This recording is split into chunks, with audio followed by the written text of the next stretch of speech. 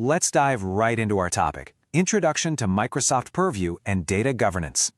Imagine a massive, fast-moving logistics warehouse. Millions of unlabeled boxes are piling up every single second. You have absolutely no idea what's inside them, who they belong to, or if they contain hazardous materials. In our digital world, those boxes are emails, documents, and chat messages flowing constantly across local networks and cloud services. If we don't manage this data explosion, we face massive risks. We're talking about violating strict data privacy laws like GDPR or HIPAA, or the internal misuse of highly sensitive information. For anyone preparing for the AB 900 exam, mastering how to control this digital chaos is absolutely foundational.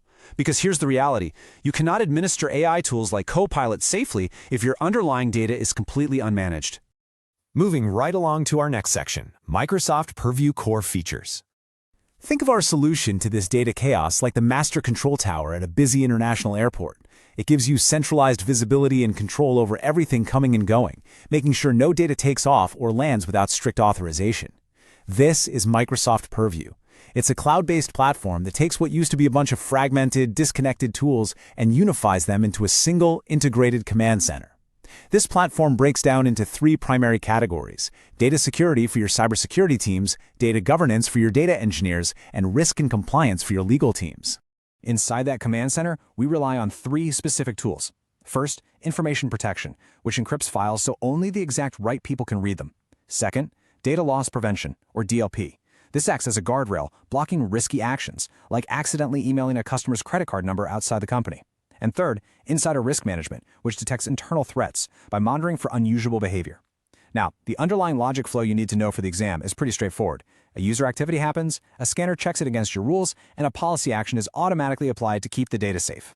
For those of you preparing for the AB 900 exam to manage Microsoft 365 Copilot, you absolutely must understand DSPM, which stands for Data Security Posture Management.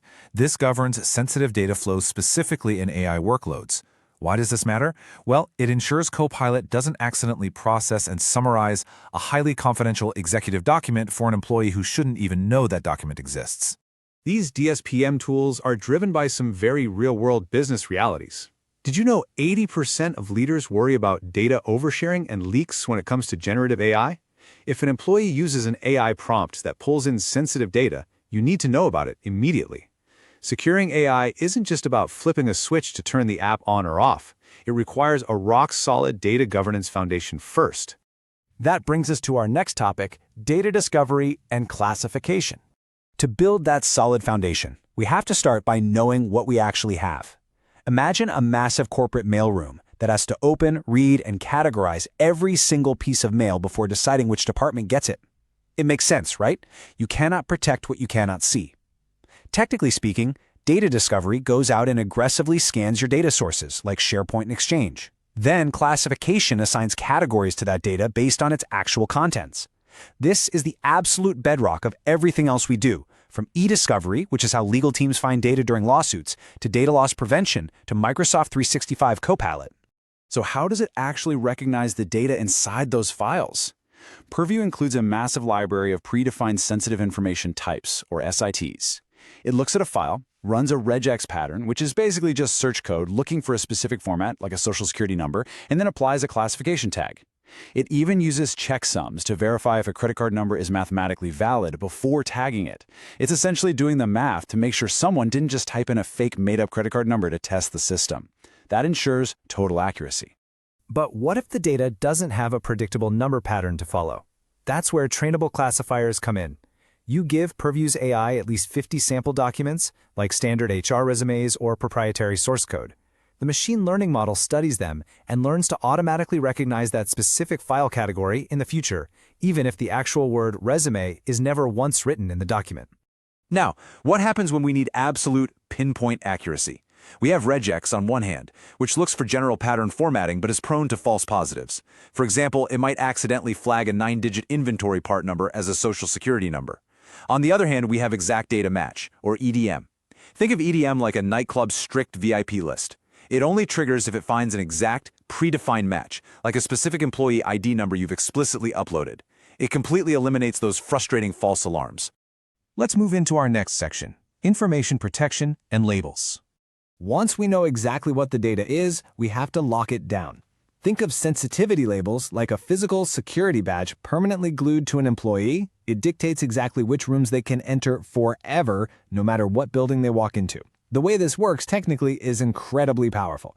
You take a document, apply a sensitivity label, and Purview embeds the protection settings directly into the file's metadata. This means the underlying encryption, which is handled by Azure Rights Management, travels with the file everywhere it goes. If an employee downloads a highly confidential report and tries to email it to their unmanaged home PC, the encryption just says no. The control stays with the data itself, not just the location where it's stored. In practice, these labels act as your enforcers. They handle encryption settings to restrict who can read, edit, or print a file. They apply content markings, like stamping a big red top secret watermark across every single page. They manage access restrictions to completely stop external sharing. And as an admin, you can deploy label policies to enforce all of this. You can literally make it mandatory for a department to label a document before they can even click Save. Up next, data lifecycle management.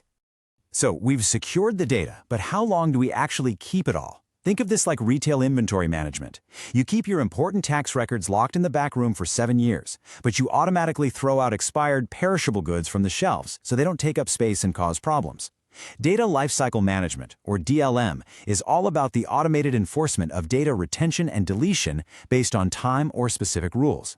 You evaluate content, apply a rule, and either retain, archive, or delete it. This is absolutely essential for supporting legal regulations like GDPR's right to be forgotten. It also drastically reduces your overhead by ensuring your legal teams aren't sifting through decades of useless, expired data during an e-discovery request. Now, for your AB 900 exam, you must understand a major distinction here: the difference between labels and policies. Retention labels are item-specific. They apply a tailored, say, 7-year legal hold to one very specific contract. Retention policies, however, are broad and location-based. A policy will blindly delete all Microsoft Teams chats older than 90 days across the entire company, no matter what those chats actually say. Ultimately, we can bring all of these tools together for automated compliance. We combine our data lifecycle management rules directly with our classification engines. Let's say a specific condition is met, like Purview automatically detecting a credit card number in a new Word document. Well, an auto-apply rule immediately puts a 5-year retention hold on that file. You achieve total compliance, with absolutely zero interaction required from the end user. So, the crucial point we arrive at is this: you must secure, govern, and protect your data lifecycle from start to finish. Because, think about it, if an organization is still staring at a warehouse full of unlabeled boxes, not knowing what sensitive data it has or where it lives, how can it possibly expect to secure its future AI workloads?